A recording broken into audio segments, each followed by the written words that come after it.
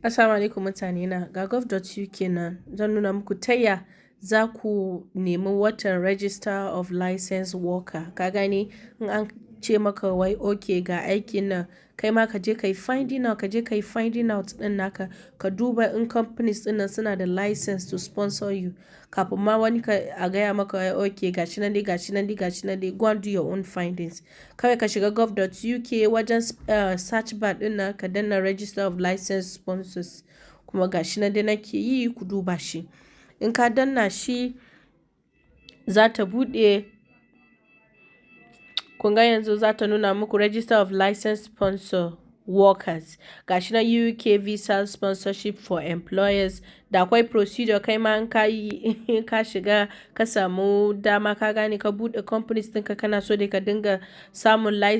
license to employ people from international yana da akwai procedure ko gashi nan dai kana so ka nemo makarantar da za su ba yaran naka sponsorship kaga student and child student routes ka gane ko secondary school ne ko university ne zaka iya duba shi daga nan da kanka kai ma ka duba shi ka duba makarantun nan in ka duba sai ka yi findings ɗinka. To gashi nan dai zan danna register of licensed sponsors worker ka gane in ka buɗe nan wajen za ta nuna maka wai duk labarin na kaga list of organization ga organization su companies da suke da license su yi sponsoring ɗin ma'aikatan nasu through the skilled worker visa, whether temporary or maybe irin su skilled worker visa ko temporary worker visa. Yanda muka yi a last video da muke magana akan seasonal worker visa is temporary and irin su aikin gona din nan horticulture ne ko farmers ne seasonal worker visa kenan. To gashi nan dai na wajen kawai abinda zaka iya printing ɗinsa ka yi downloading kai ma ka yi going through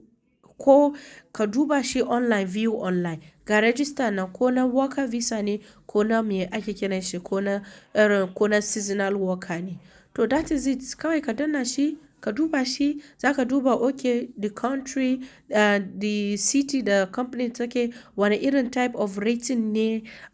visa ɗina is it worker visa rate A ko rate wannan ka duba shi skilled worker za a bayar ko creative worker. Kun gane na creative daban na skilled worker daban inda suke located daban, so you have to look at it, go through it, kai scrutinizing in ka gan shi in ka ga sunan companies din nan a cikin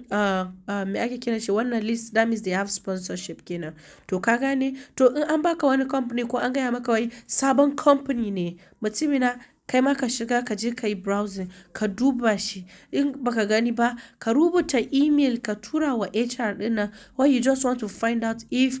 suna da sponsorship or no and if da akwai vacancy or not, so just go through it so kai ma yanzu you are aware ka gane. To this life yanzu dai kaga yanzu rayuwar ne ya juya yanzu everything dai yana kan yanar gizo, just go to your internet and do your own findings ka yi searching din nan. In kana da interest a wani company all you need to do ka rubuta ka duba qualifications din nan, just write to the HR ka yi attaching din CV din naka and just continue the search continue. Ya kuka ji da video din nan ka ku manta ku danna like ku yi commenting kuma ku yi sharing ku tura wa mutanen naku kun gane. Haɗuwa na alkhairi insha Allah ta ku ce Hadiza. Assalamu alaikum.